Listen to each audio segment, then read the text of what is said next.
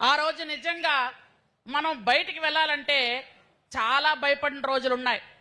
ఈ రోజు మన పార్టీ అధికారంలోకి వచ్చిన తర్వాత చాలా మంది మేము ఉన్నామనుకొని రావచ్చు. ఆ రోజు మనం ధర్నా చేస్తే ఎంతమంది వచ్చేవాళ్ళు? 20, 30, మ్యాక్సిమం 50 మంది. 10 మందితో కూడా, తమ్ముడున్నాడు అప్పుడు, 10 మందితో కూడా మనం కూర్చున్న సందర్భాలు ఉన్నాయి. అంతెందుకు, నేను జిల్లా పార్టీ ప్రెసిడెంట్గా పార్వతీపురం వచ్చి పార్వతీపురంలో ఒక ఆఫీస్ తీద్దామంటే తీయనివ్వని పరిస్థితిలో ఆ రోజు మన పార్వతీపురం నియోజకవర్గం ఉందా లేదా మీరే చెప్పండి. ఒక పార్టీ ఆఫీస్ తీయాలంటే ఒప్పుకోని పరిస్థితి. కానీ ఈరోజు మనందరికీ కూడా ఒక సోదరుణ్ణి పంపించి పార్వతీపురానికి విజయ్ అయితే బాగుంటారని తీసుకొచ్చి ఇక్కడ పెట్టి మీ అందరి ఆదరాభిమానాలతో గెలిపించడానికి ముందుకు పెట్టినటువంటి మన లోకేష్ బాబు గారికి మనందరం హృదయపూర్వకంగా ధన్యవాదాలు తెలియజేసుకోవాలి. పార్వతీపురానికి ఈ క్యాండిడేట్ అయితే బాగుంటుందని ఆ రోజు మన ముఖ్యమంత్రి నారా చంద్రబాబు నాయుడు గారు ఆశించి తీసుకొచ్చినటువంటి ఈ మార్పులకి ఈరోజు మనందరం కూడా ఇంత ప్రశాంతంగా కూర్చొని ఈరోజు మనందరం కార్యక్రమం చేసుకోగలుగుతున్నాం. ముఖ్యంగా లోకేష్ బాబు గారి గురించి 2 విషయాలు చెప్పాలి. దయచేసి నాకు 2 నిమిషాలు టైం ఇచ్చారు, కానీ ఈ విషయం మాత్రం చెప్పాలి.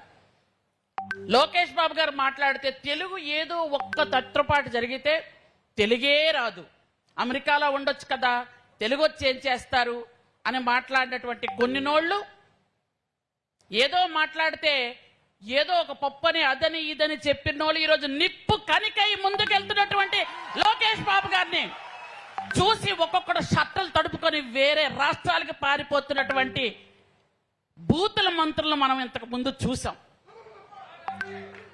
ఆ బూతుల మంత్రులు ఈరోజు ఒక్కొక్కడు లోకేష్ బాబు గారు ఏ బుక్ పట్టుకున్నా రెడ్ బుక్ లాగే కనిపిస్తుంది వాళ్ళకి. లోకేష్ బాబు నడిస్తే భయం, మాట్లాడితే భయం, కనిపిస్తే భయం. లోకేష్ బాబు గారు కనబడితేనే చలి జ్వరం పెట్టుకొని చచ్చిపోతున్నారు ప్రజెంట్ వాళ్ళు.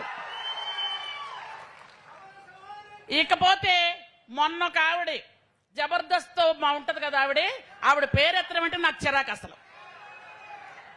ఆవిడ మొన్న లోకేష్ బాబు గారి గురించి మాట్లాడుతుంది. ఆవిడ ఒక ఆడదాయని ఆవిడ గుర్తుందో లేదో నాకైతే తెలియదు, కానీ అమరావతిలో ఉన్న మహిళల్ని కించపరిస్తే ఎత్తని నోరు ఆవిడికట 4వ తేదీన వెన్నుపోటు దినం గుర్తొచ్చిందట. అంటే ఆంధ్రప్రదేశ్లో ఉన్న 5 కోట్ల మందిని వెన్నుపోటుదారులని వాళ్ళు అంటారు, మహిళలను అవమానిస్తారు. కానీ మనం ఏదైనా చెబితే మాత్రం ఆవిడకి ఎక్కడ లేని జబర్దస్త్ డాన్సులన్నీ గుర్తొస్తాయి. అసలు ఆవిడ పేరు ఎత్తడమే నాకు ఇష్టం ఉండదు. అలాంటి మన పార్టీలో ఈరోజు కార్యకర్తలందరూ కూడా సంతృప్తిగా లేచి బట్ట కట్టుకొని ధైర్యంగా కాలు వేసుకొని తిరుగుతున్నాము. 4వసారి చంద్రబాబు నాయుడు గారిని ముఖ్యమంత్రి చేసుకున్నామంటే ఈ కార్యకర్తలందరూ కూడా ఎంతో కష్టపడి పనిచేస్తున్న కార్యకర్తలు. మీ శ్రమ, మీ పట్టుదల, మీ త్యాగం ఈరోజు మన పార్టీ అధికారంలోకి వచ్చింది. 4వసారి మన నాయకుడు ముఖ్యమంత్రిగా వచ్చారు. నేను ఒక సాధారణ కుటుంబంలో పుట్టినటువంటి గిరిజన మహిళగా, ఒక టీచర్గా ఉన్న నాకు ఈరోజు గిరిజన శాఖ మంత్రిగా ఈరోజు మా సోదరుడు లోకేష్ బాబు గారి నిజంగా చలవతో ఈరోజు మంత్రిగా ఉన్నాను. మా చంద్రబాబు నాయుడు గారి ఆశీస్సులతో ఈరోజు ఒక మంత్రిగా ఉండి అందరికీ సేవ చేసుకునే భాగ్యం వచ్చింది. కార్యకర్తలందరూ కూడా ఎవ్వరు ఇబ్బంది పడకండి. ఎన్ని కేసులున్నా కేసులన్నీ తొలగించడానికి లోకేష్ బాబు గారు రెడీగా ఉన్నారు.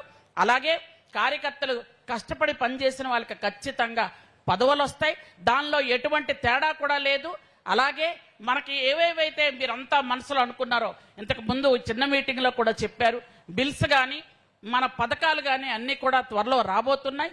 మనకి ఈ నెలలోనే అద్భుతమైన అమ్మక వందనం ఈ కార్యక్రమాలు కూడా వస్తున్నాయి. చంద్రబాబు నాయుడు గారు అది కూడా మనకు ప్రకటించారు.